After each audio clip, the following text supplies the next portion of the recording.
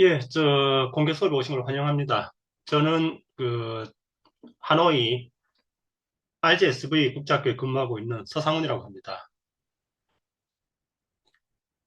2009년 2월부터 시작을 했으니까 횟수로는 한 16년 정도 한 것 같네요. 그래서 이번 수업에서는 IB 랭귀지 앤 리터처 과정의 가장 기본적인 부분에 대해서 설명을 드리고자 합니다. 가능하면 이제 그 자유로운 방식으로 수업을 진행했으면 하니까 선생님들 질문 있으시면은 바로바로 즉시로 이제 질문 주시기 바랍니다. 만약에 질문이 이제 좀 답의 준비가 필요하다. 그런 경우는 이제 제가 부득불 준비를 해서 다음 시간에 대답을 드리도록 하겠습니다. 자, 선생님들 모두 이제 IB 코리안 랭귀지 앤 리터처 과정을 교사를 준비하고 계십니다. 맞죠? 네, 예. 그래서 그러면 이제 자, 선생님들이 이제 IB 교사가 되었다라는 전제하에 첫 번째 고민해야 될 것은 이제 이겁니다. 왜 IB는 문학을 필수 과목으로 가르치라고 요구하는가? 그러니까 현대 사회에서 문학을 가르치는 것이 왜 필요하다고 생각하는 걸까요?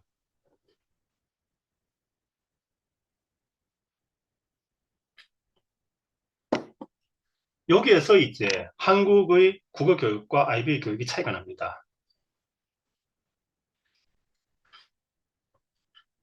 얼마 전에 이제 윤석열 대통령이 계엄령을 발표했었습니다. 그죠?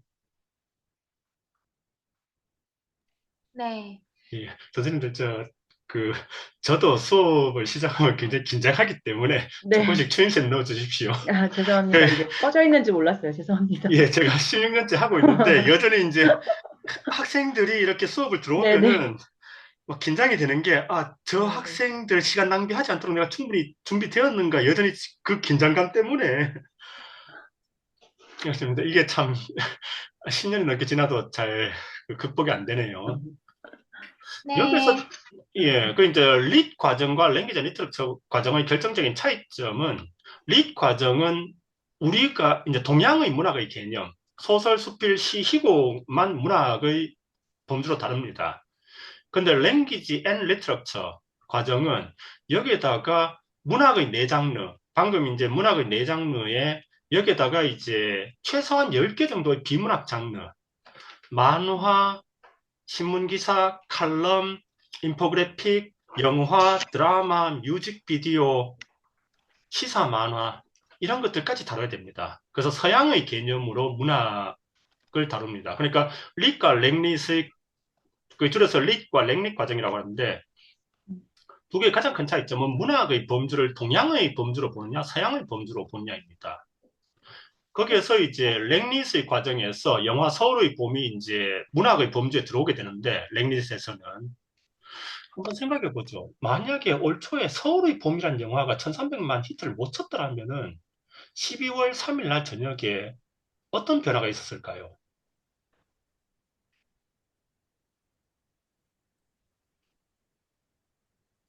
서울의 봄이라는 저 문학 작품이 올 초에 없었더라면은 12월 3일 날 저녁에 윤석열 대통령이 계엄령을 발표를 했습니다. 과연 지금과 똑같은 결과가 나왔었을까요?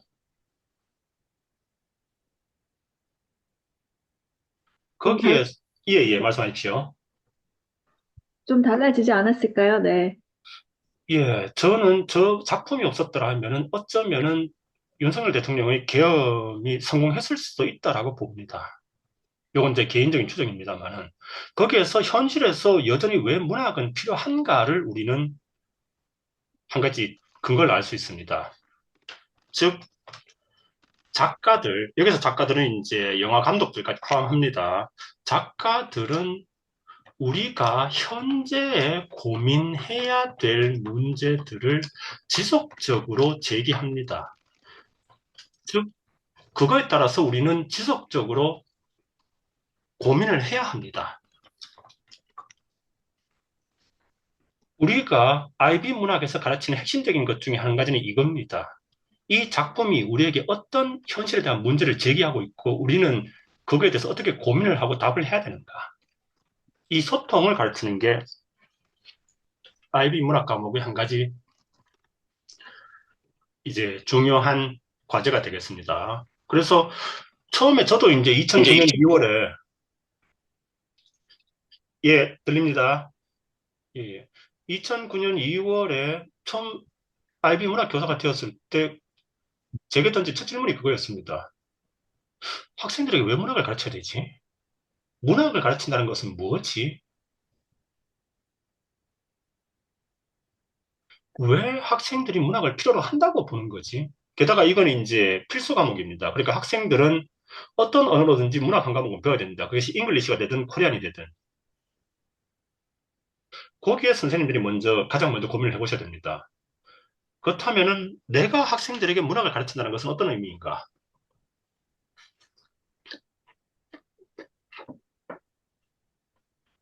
자, 그리고 이제 방금 말씀드렸다시피 이제 그 릿과 랭릿의 차이점은 기본적으로 요겁니다.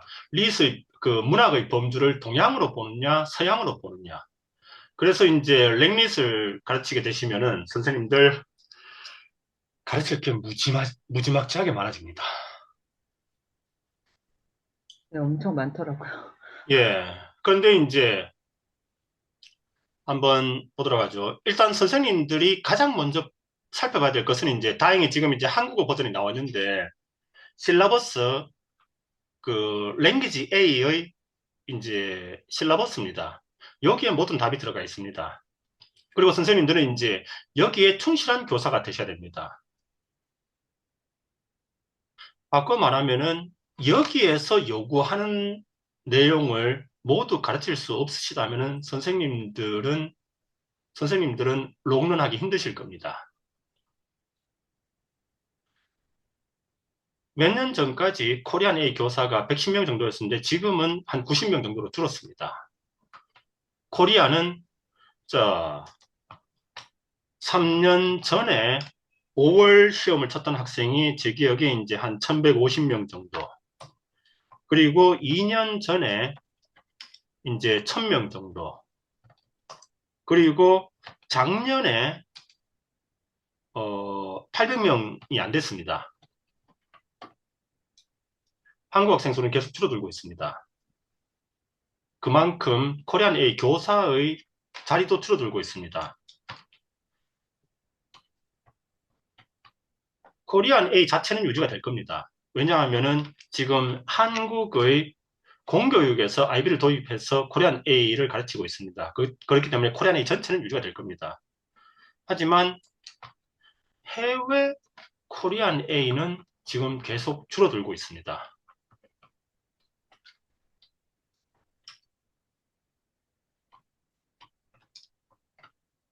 그렇다면 여기서 이제 고민을 해봐야 됩니다. 한국 학생들이 왜 줄어들고 있는가?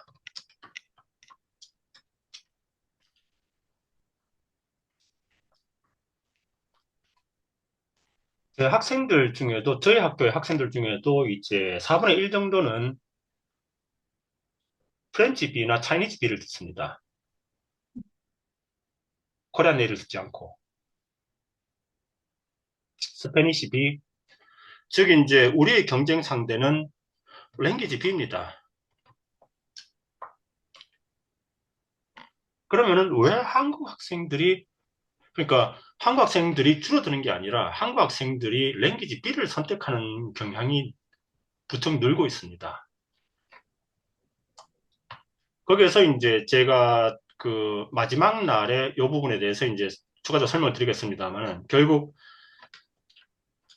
경쟁력이 강화돼야 됩니다. 그러면 이건 무슨 뜻인가 하면은 실라버스에 요구하는 능력을 학생들에게 가르칠 수 있어야 합니다. 자, 그러면은 실라버스가 요구하는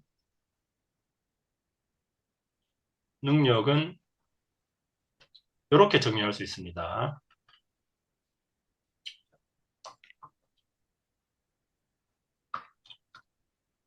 첫째, 문학에 대한 비판적 관점과 창의적인 해석, 그리고 문학과 비문학에 대한 분석 능력, 그리고 논리적인 사고와 글쓰기. 요게 대체로 이제 실라버스에서 랭귀지 A에서 가르치라고 하는 능력입니다. 그러니까 선생님들은 요것이 준비되셔야 됩니다.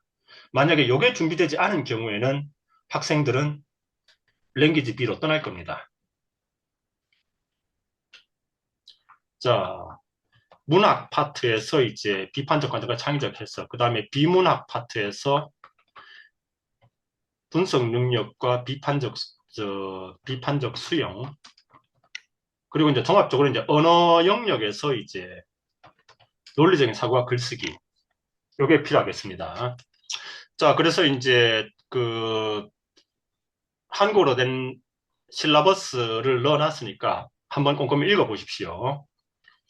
선생님들이 교사로서 필요한 능력은 여기에 다 담겨 있습니다.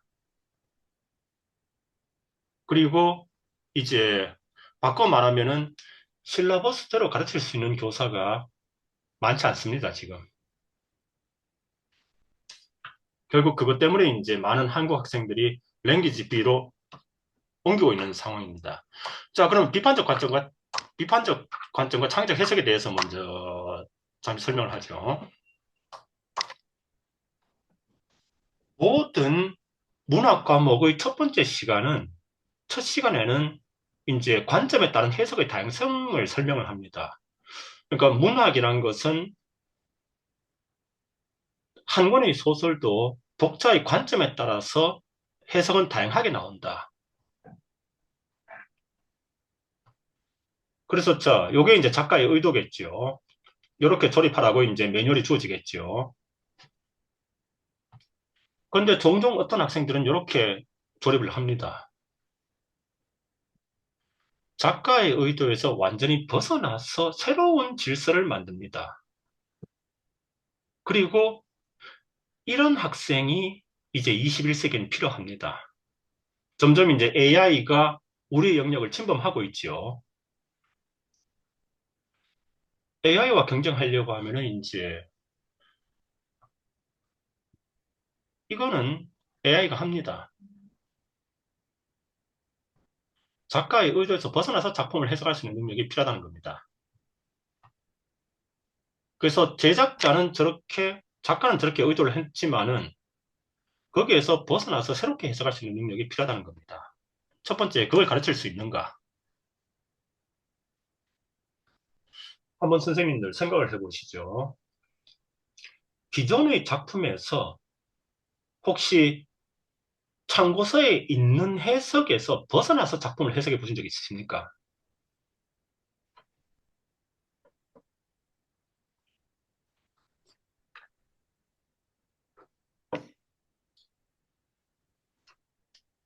아니면 혹시 그런 경우를 보신 적 있으십니까?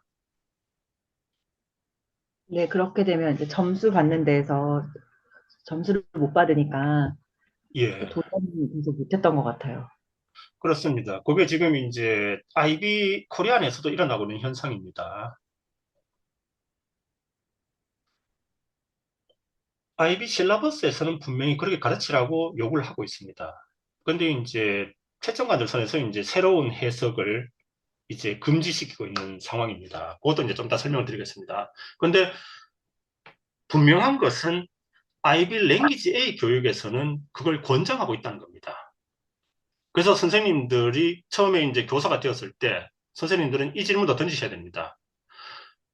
여러분들이 이 IB란 영역 속에서 국어 교사로 남을 것인가, IB 교사로 남을 것인가? 국어 교사가 되면은 상당히 편해집니다. 한국에서 참고서를 몇 권 사오셔가지고 이제 학생들에게 카피해주고 이제 그대로 수업을 진행하시면 됩니다.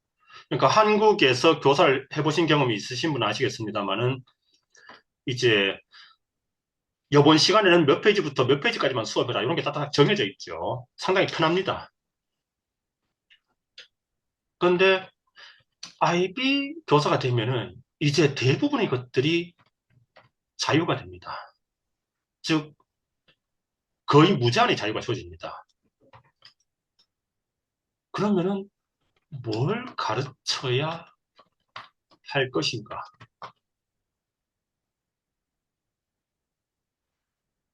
실라버스의 기본적인 어떤 제한은 주어져 있습니다만은 사실상 무한대의 자유가 주어져 있습니다.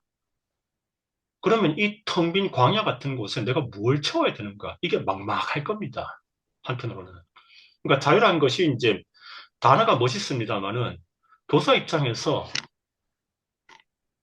아마 교장 선생님 그렇게 얘기할 겁니다. 그냥 당신 알아서 해라. 그러면 나는 뭘 가르쳐야 될 것인가? 거기서 이제 사실 많은 현직 IB 교사분들이 그냥 국어 교사, 기존에 이제 틀이 짜여져 있는, 참고서에 딱 틀이 짜여져 있는 쉽게 그 선택을 합니다. 그리고 그렇게 되시면은 선생님들은 IB에서는 롱런하기 힘듭니다. 선생님들이 IB 교사가 되어야지 이 직업을 오래 유지할 수 있으실 겁니다. 그래서 그 창의적 어떻게 하는 것도 이제 수업을 설명을 드릴 것이고, 그 다음에 이제 비문학을 어떻게 가르쳐야 되는 것도 이제 좀 더 설명을 드릴 겁니다. 자, 이건 제가 수업에서 사용하는 캐논 실험인데, 어떤 한 사람의 배우를 고용을 했습니다. 그리고 그 배우를 고용을 했고, 그리고 이제 6명의 사진사를 불렀습니다. 그리고 그 사진사에게 각각 저 배우의 직업을 다르게 얘기를 했습니다. 자, 첫 번째 사진사는 어부라고 듣고 사진을 찍었습니다. 두 번째 사진사는 알코올 중독자라고 얘기를 듣고 사진을 찍었습니다. 저 다리 옆에 저 물병을 왜 놨을까요? 그리고 왜 배경을 저렇게 텅 비게 했을까요? 이 사진사는. 세 번째 사진사는 백만장자라고 듣고 사진을 찍었습니다. 네 번째 사진사는 전과자라고 듣고 찍었고요. 다섯 번째 사진사는 이제 은퇴한 소방관이다. 여섯 번째 사진사는 이제 심령술사라고 듣고 사진을 찍었습니다. 자, 저기에서 이제 이런 가정을 한번 해보죠.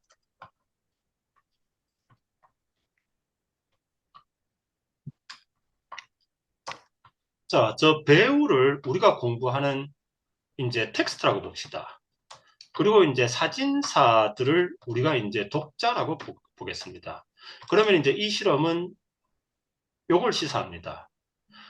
자, 해석에서 더욱 중요한 것은 텍스트인가, 독자의 관점인가? 어떻습니까? 이 사람을 하나의 우리가 작품이라고 본다면은 똑같은 작품을 촬영했지요. 6명의 독자들이. 네. 어떻습니까? 그러니까 한국 그 국문학의 논리대로라고 한다면은 설령 독자들의 관점이 다르더라도 텍스트가 똑같기 때문에 똑같은 해석이 나와야 됩니다. 어떤가요? 6명의 사진사는 저 배우를 똑같이 해석했나요? 전혀 다르게 해석했나요? 전혀 다르게. 즉, 텍스트보다 독자의 관점이 해석에 더 중요한 영향을 미친다는 겁니다.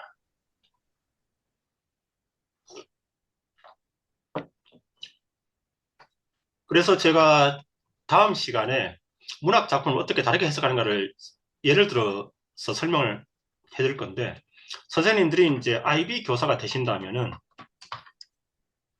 텍스트는 독자의 관점에 따라서 다양하게 해석될 수 있다라는 가능성을 열어두셔야 됩니다. 선생님들 좀 뜬금없으실 겁니다. 저건 너무 당연한 얘기 아닌가? 그런데 저 당연한 얘기를 제가 지금 16년째 국문학과와 싸우고 있습니다. 국문학과 출신 선생님들과 교수님들과 대화를 해보면은 일단 이게 불가능하다라고 얘기를 합니다. 이건 이론상으로는 가능하지 현실에서는 저건 가능하지 않다. 그리고 이제 고기의 채점관들에게 반영되어서 새로운 어떤 작품에 대한 기존의 틀을 벗어나는 해석은 틀린 것으로 간주하고 감점하는 이유가 그겁니다.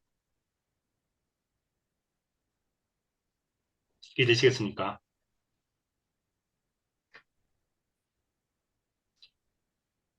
아, 제가 너무 심각한 얘기를 처음부터 꺼냈나요? 자, 요거는 나중에 다시 이제 얘기를 하도록 하겠습니다.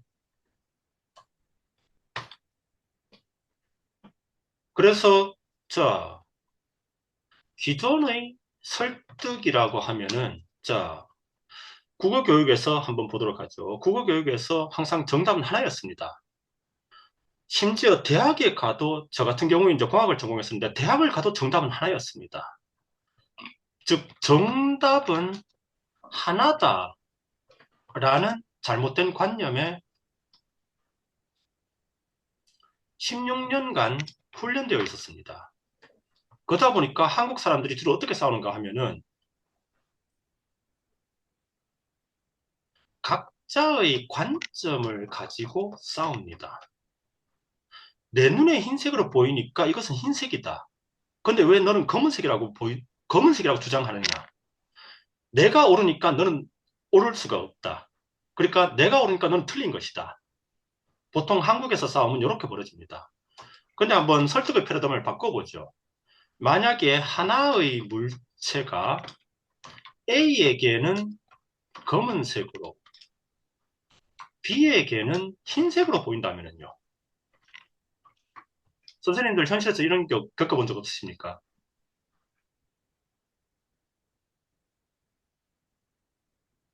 어떤 물체가 관점에 따라서 전혀 다르게 보이는 경우.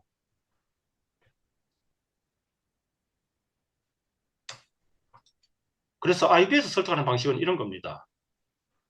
나의 관점에서는 검은색으로 보이지만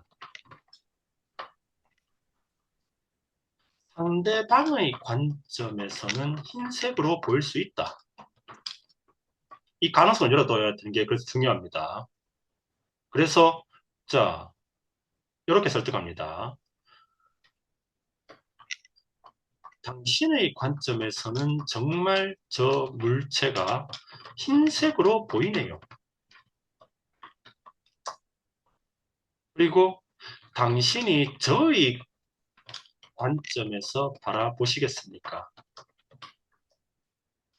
그럼 검은색으로 보일 겁니다.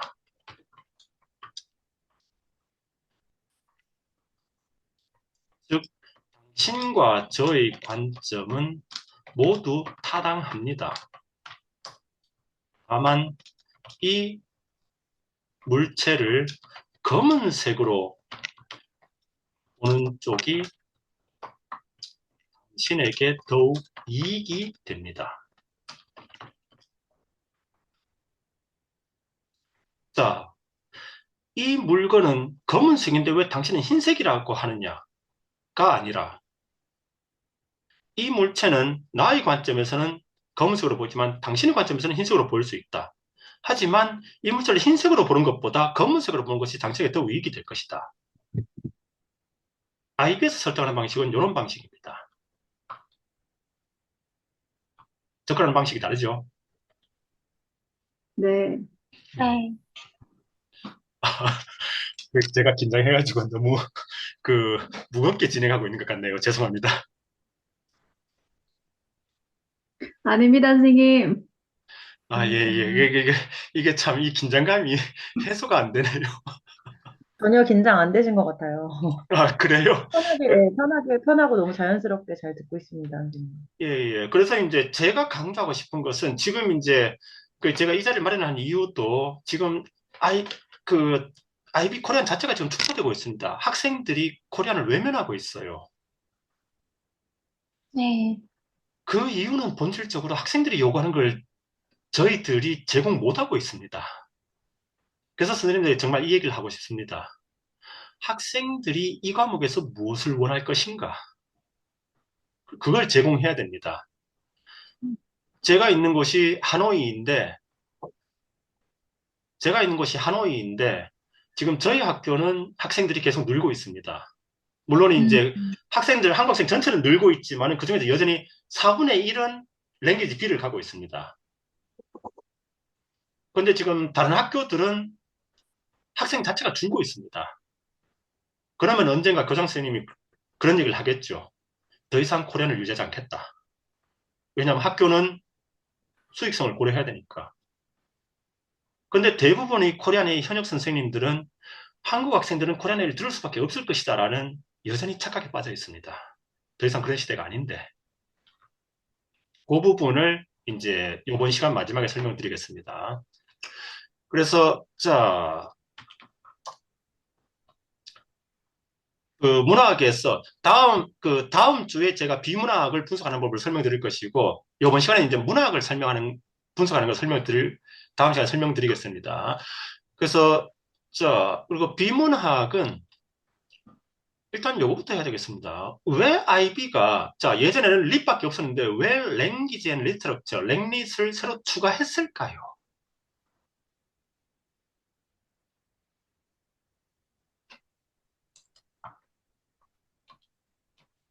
왜 IB는 새로운 과정을 만들었을까요?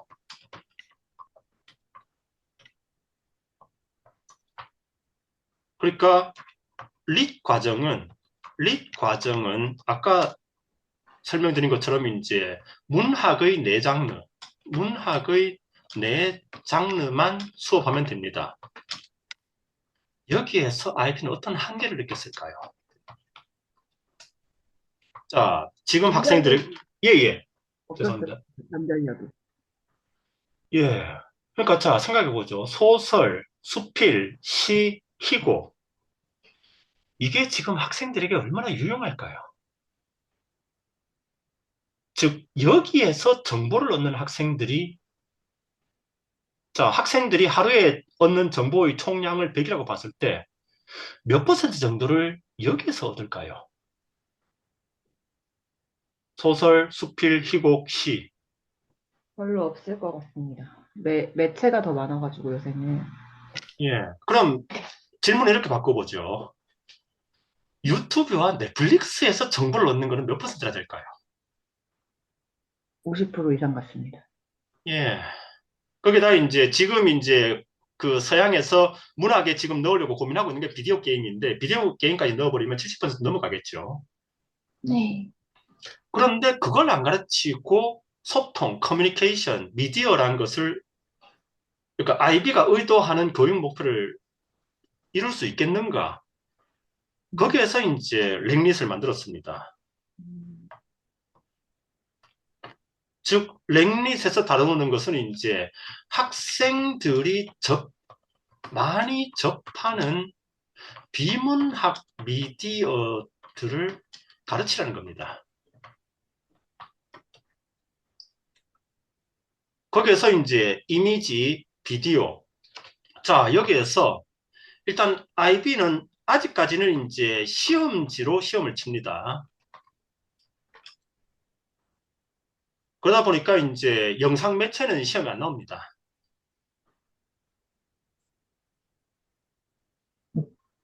즉, 시험만 대비한다면 선생님들은 이미지까지만 가르치시면 됩니다. 근데 한번 생각을 해보죠.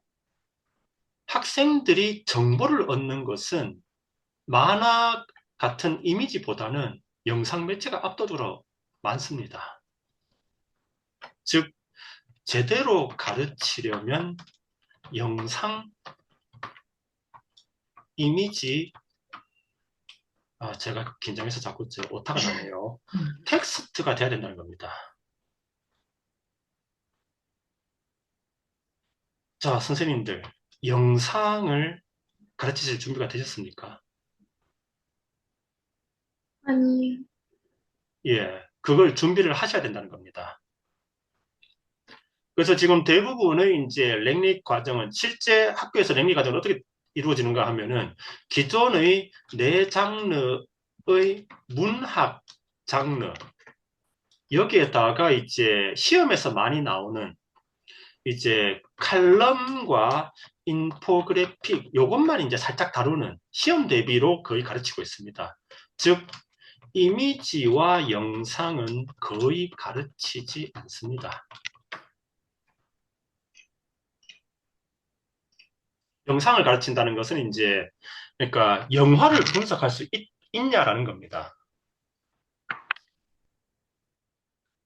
예를 들어보죠. 제가 이제 그 바로 얼마 전에 올렸던 내용인데 오만과 편견의 이 댄스 장면에서 감독이 정보량을 어떻게 통제했는가, 시각적으로, 그러니까 청각적으로, 시각적으로 어떻게 정보량을 통제를 해서 이 주인공들에게 집중하게 만들었는가.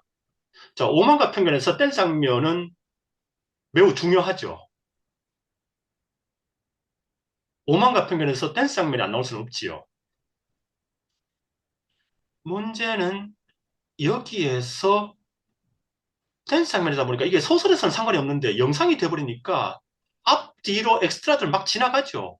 음악 흐르죠. 웅성거리죠. 네. 이 영상에서 그러면 어떻게 이 두 주인공의 감정이 변화하는 굉장히 중요한 장면인데 이걸 어떻게 설명할 것인가? 거기에서 이제 중요한 장면이 시작되자 이 두 사람의 본격적인 감정적 갈등이 시작되자 두 주인공이 움직임을 멈춥니다. 그리고 엑스트라 사라졌죠.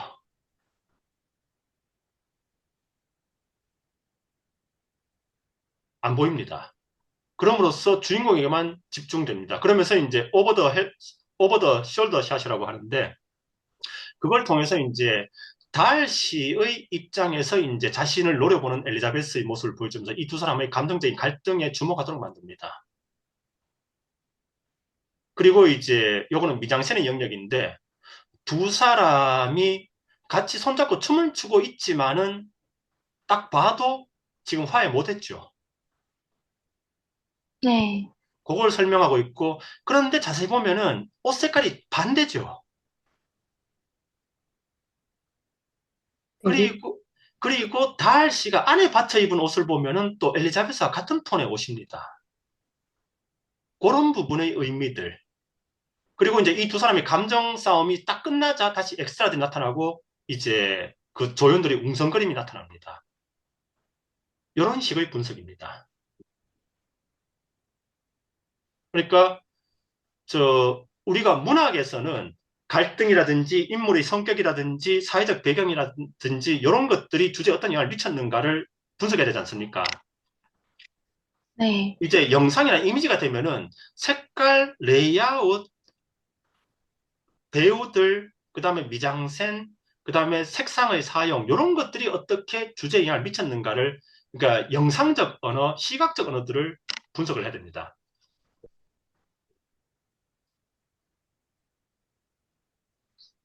그래서 목적은 똑같습니다. 그러니까 소설에서 텍스트를 통해 가지고 주제를 완성하듯이 영화에서는 영상을 통해서 주제를 완성하겠죠.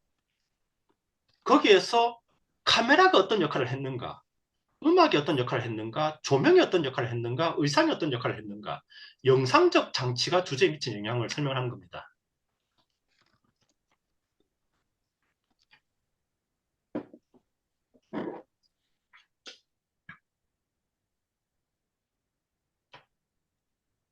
잠시만.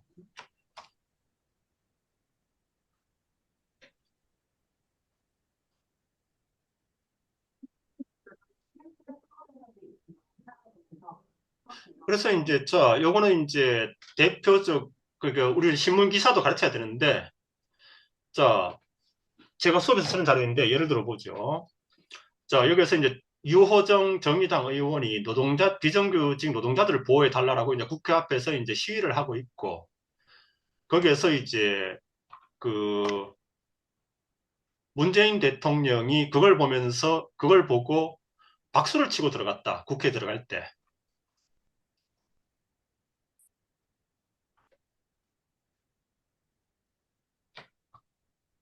자 어떻습니까? 사진. 그럴듯합니까?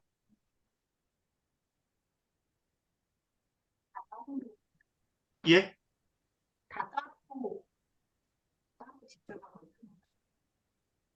이제 볼륨이 작아가지고 거의 안 들립니다. 자, 요 사진만 보면은 유호정 의원이 왼쪽에 있고 문재인 대통령이 유호정 의원을 바라보면서 박수 치는 것처럼 보이죠.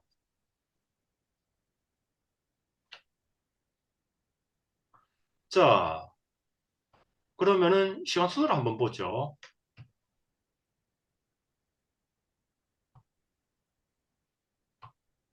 자, 이렇게 볼까요? 지금 문재인 대통령 뭐 하고 있습니까? 박수 치고 있습니다. 아니, 그 흐름 순서대로 한번 보시죠. 저 국회 들어가고 있죠. 이때 저 코비드 상황입니다. 마스크. 체온 측정하고 있죠. 네. 그리고 지금 소독약 뿌리고 있죠. 자, 지금 뭐 하는 걸까요? 앞에 이 사람 누굴까요? 분홍색 옷. 손을 바르고 있네요, 약을. 예, 근데 요 사진만 딱 가져와가지고 유호정 의원에게 문재인 대통령이 박수를 쳤다. 그리고 이제 신문기사들 한 발 더 나갑니다. 그 국무위원들에게 왜 당신들은 유호정 의원처럼 못하냐고 호통을 쳤다. 그리고 유호정 의원을 다음 노동부 장관으로 찜했다. 이 사진이 거짓이라면은 이 후속 기사들은 뭘까요?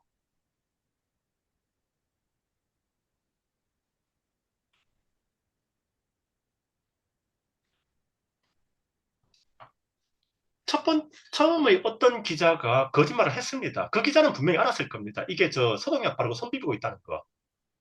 근데 이 사진만 보여주면은 그럴듯하게 보이죠.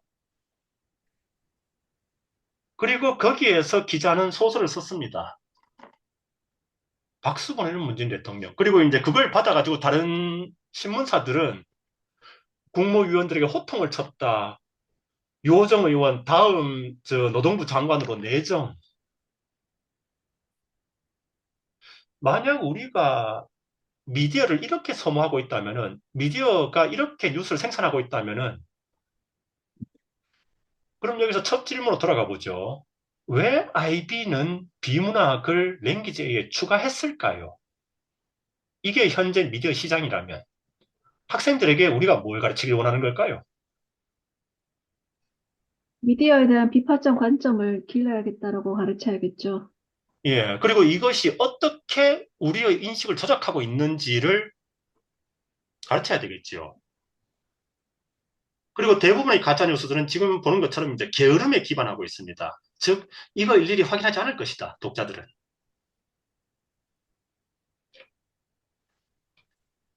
자, 그리고 이제, 자, 요거는 이제 그 문재인 대통령 초기 때 국방부 장관이 대통령 몰래 그 사드를 추가 반입한 사건이 있었습니다. 기억나십니까?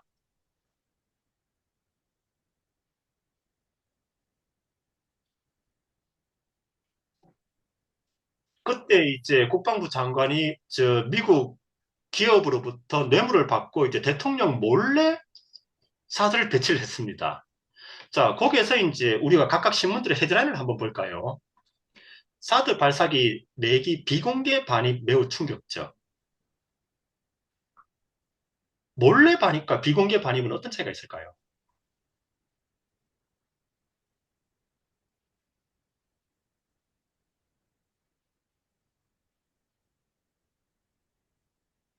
자, 대통령 몰래 반입과 비공개 반입은 어떤 차이가 있을까요?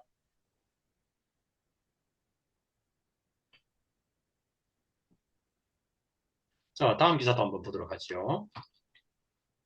몰래 반입된 사드 내기. 자, 문재인 대통령 즉각 진상조사 지시. 자, 핵심은 대통령 몰래 국방부 장관이 반입했다라는 겁니다. 뇌물을 받고. 근데, 자, 요걸 보도록 하죠. 비공개 반입이라고 했습니다. 그럼 독자들은 이런 생각을 할 겁니다. 군대에서 미사일을 공개적으로 반입하는 경우도 있나요? 원래 군대와 관련된 건 비공개 아닙니까? 아마 이 기사를 접한 독자들은 그렇게 생각했을 겁니다. 뭐가 문제지? 원래 군대에서 미사일 같은 걸 도입할 때는 비공개로 하는 거 아닌가? 자, 갈등의 축은 국방부 장관과 대통령입니다. 그러면은 이 신문은 어느 쪽 편을 더 들고 있습니까? 국방부 장관, 대통령. 대통령.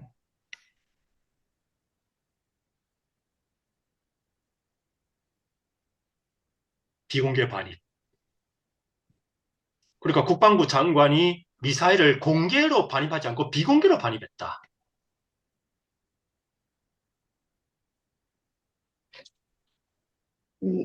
지금 이 기사는, 아, 예, 예. 요 기사, 요 단어 선정. 네네. 아까 몰래 반입은 좀 더, 예. 거기서 이제 몰래 반입은 사실을 있는 그대로 전달하고 있죠. 몰래 반입했다. 대통령 몰래. 갈등을 제대로 전달하고 있습니다. 근데 요거는 국방부 장관 편을 들고 있습니다. 왜냐하면은 원래 미사일 도입은 비공개가 원칙이니까. 자, 추가 반입. 미사일 4개를, 국방부 장관이 미사일 4개를 추가 반입했는데 대통령이 조사하라고 했다. 어떻습니까? 이 기사를 읽은 사람은 어느 쪽이 이상하다고 생각할까요? 대한민국이 미사일 4대를 추가 반입하는 것은 좋은 겁니까? 나쁜 겁니까? 우리가 미사일 4개를 더 갖는다. 근데 대통령이 국방부 장관을 조사하라고 지시했다. 미사일 4개를 더 반입했는 게 그럼 우리에게 좋은 거 아닌가? 아마 독자들은 그렇게 생각할 겁니다. 국방부 장관이 미사일을 추가로 반입했는데 왜 그걸 대통령이 조사라고 하는 거지? 자, 여기도 추가 반입이라고 했네요. 자, 여기는 이제 요걸 추가했습니다. 대통령 모르게 추가 반입. 그러면 독자들이 이상하다고 생각하겠죠. 아니, 국방부 장관이 무기를 추가 반입한 것은 뭐 국방에 도움이 되겠네. 근데 대통령 모르겠다고? 이건 큰일인데. 그렇게 인식하겠죠. 자, 이거는 보고 누락입니다. 몰래 반입한 게 아니라 보고가 빠졌다. 정상적인 절차인데 보고만 빠졌다라고 하고 있습니다. 이것도 추가 반입이네요. 근데 조선일보는 사진을 왜 이런 걸 썼을까요? 어떻습니까? 헤드라인과 연결시켜 사진을 한번 보죠. 문 대통령이 자기 몰래 국방부 장관이 미사일을 도입한 것에 대해서 조사를 하고 지시하고 있는데 웃고 있습니다.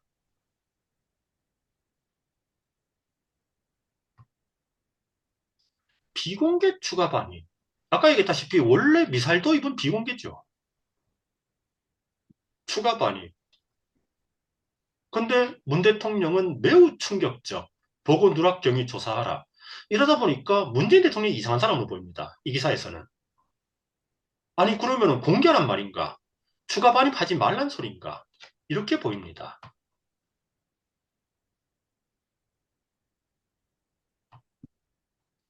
이거는 자 늑장 보고 보고하려고 했는데 보고가 좀 늦어졌다. 문 대통령 충격적. 이 기사를 읽은 사람은 자 누구 편을 들까요? 국방장관과 대통령.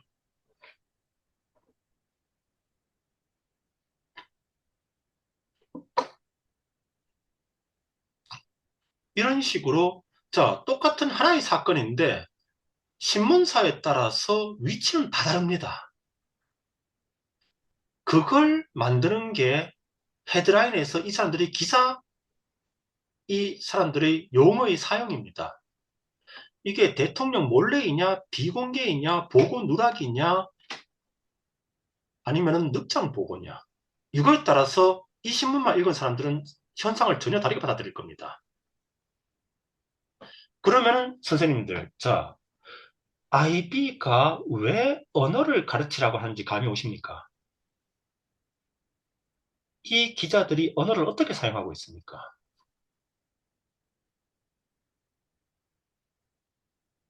왜 어떤 기자는 대통령 몰래라고 썼고 어떤 기자는 늑장 보고라고 썼을까요?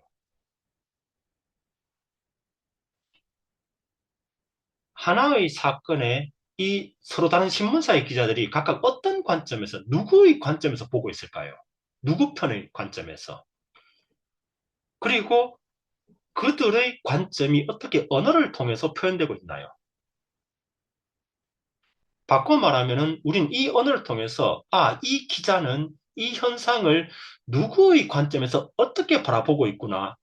리버스 엔지니어링이 가능해집니다. 이해되시겠습니까? 네. 그러니까 하나의 똑같은 사건임에도 불구하고 아까 우리가 캐논 실험에서 봤던 것처럼 각자가 다 다른 관점에서 접근을 해버리니까 전혀 다른 결과가 나오죠. 그리고 여러 개의 신문을 본 사람은 이 상황을 입체적으로 볼 수 있겠지만은 만약에 하나의 신문만 본 사람은 그냥 그 기자의 관점에 갇혀버릴 겁니다. 그것도 우리가 랭리스에서 가르쳐야 되는 중요한 목적입니다. 중요한 목표입니다. 자, 최근 경향을 한번 보죠. 거기에서 이제 우리는 랭리시이기 때문에 이제 요거까지 고려를 해야 됩니다. 언어적인 요소인 이 단어의 사용, 그리고 사진의 사용까지도 메시지로 우리는 고려를 해야 됩니다. 랭리시니까. 이 헤드라인과 함께 왜 저 사진을 배치했는가?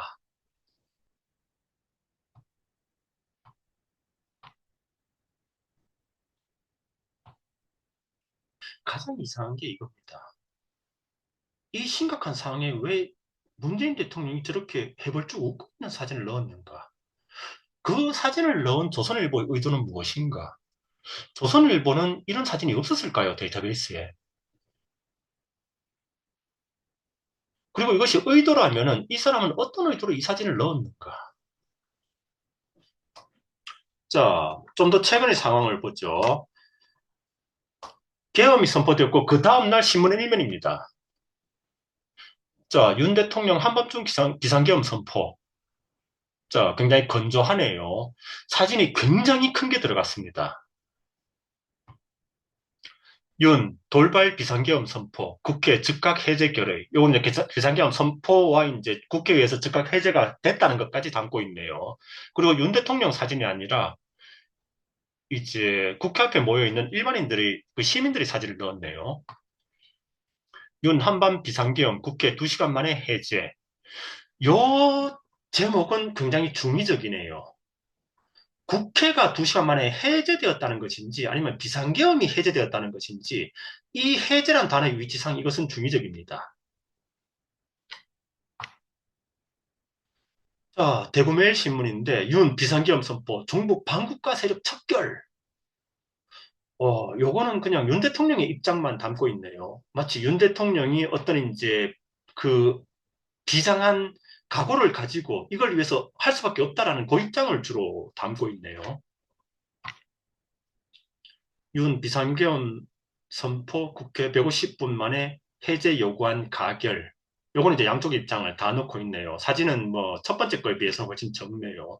그리고 이제 실제 그 사진을 어둡게 이제 포토샵으로 어둡게 다듬어 가지고 이게 얼마나 중대한 사항인지 무거운 사안인지를 사진으로 전달하고 있네요. 어, 첫 번째 것과 비슷한데 다르죠. 얼굴이 굉장히 부각되고 있죠. 윤 비상계엄 선포 국회 150분 만에 해제. 이것도 상당히 중의적이네요. 해제란 단어가. 그리고 이제 텍스트는 비슷한데 사진을 통해서 윤 대통령의 비중과 그 심각성을 강조하고 있습니다. 요건 텍스트는 다른 것과 비슷한데 사진은 훨씬 윤 대통령 입장을 강조하고 있네요. 중앙일보 윤 대통령 비상계엄 선포 국회에서 해제 가결. 이것도 이제 윤 대통령이 아니라 이제 시민들의 사진을 넣고 있네요. 그걸 통해서 우리는 이제 이 글쓴이의 의도를 유추를 해야 됩니다. 그게 우리가 다뤄야 되는 것입니다. 즉, 선생님들이 해야 되는 것은 우리가 언어를 가르친다는 것이 무엇인가, 거기에 사진과 영상까지 의미로 보고 넣는다는 것은 무엇인가, 그리고 그걸 분석한다는 것은 어떤 작업인가, 그것이 학생들에게 어떤 도움을 줄 것인가, 우리가 그걸 가장 먼저 이해를 해야 됩니다. 그리고 이제 그걸 제대로 가르쳤을 때 학생들은 아까 설명드렸던 것처럼 이제 문학을 제대로 창의적으로 해석하게 될 것이고, 이런 미디어들을, 이 미디어는 사진을 통해서 어떤 의도를 담고 있고, 헤드라인을 통해서 어떤 의도를 담고 있고, 누구의 관점을 대변하고 있고, 그걸 통해서 비판적으로 수용할 수 있게 될 겁니다. 그리고 거기에 이제 한 가지 추가를 하자면은, 이 전문가들의 언어 사용을 보면서 학생들 역시 언어가 다듬어질 겁니다. 선생님들이 처음 가르칠 때 학생들은 대체로 이제 이런 생각을 가지고 있을 겁니다. 내 머릿속에 있는 생각을 그대로 그냥 텍스트로 쏟아내면은 그게 자연스럽게 그리되지 않겠는가? 그리고 걔들이 이제 아마 첫 시험에서 그게 아니란 걸 알게 될 겁니다. 내 머릿속에 있는 것을 그냥 단어로만 구현하면은 나 빼고 누구도 못 알아듣는다는 거. 심지어는 나조차도 못 알아듣는다는 거. 즉, 상대방이 이해할 수 있게 글을 쓰려고 하면은 내가 언어를 굉장히 체계적으로 논리적으로 써야 된다는 거. 그걸 깨닫게 되고 2년 동안 훈련하게 될 것입니다. 그래서 개략적으로 이제 제가 첫 번째 시간에 이제 개략적으로 이제 랭귀지 리터처 과목이 뭘 하는 것인지를 설명을 했습니다. 자, 선생님들 10분 정도 이제 제가 카페인이 좀 떨어져가지고 카페인이 좀 필요하네요. 그 10분 정도 그 쉬면서 선생님을 그 차나 쿠키 좀 준비하시고 정확하게 10분 후에 이제 두 번째 시간을 하면서 제가 그 문학에서 어떻게 비판적 창의적으로 해석하는지를 제가 시연을 해보이겠습니다. 네, 감사합니다. 선생님. 그렇습니까? 세련된 업무 사용 여기서부터 가면 되는 거죠? 예, 그렇습니다. 감사합니다. 예, 그래서 감사합니다. 제가 이제 요 첫 번째 시간을 레코딩을 해야 되기 때문에 잠시 그 창을 닫고 10분 후에 재접속해 주시기 바랍니다. 네, 알겠습니다. 예.